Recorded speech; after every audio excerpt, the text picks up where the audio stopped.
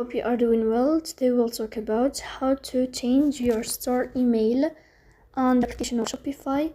You will go to Shopify app as you see and you will click. In that page here, you will click on this window of this sign here. You will wait a moment to click here. In this page, you will click on settings. You will find this window here, general settings, and you will click on this window of your store.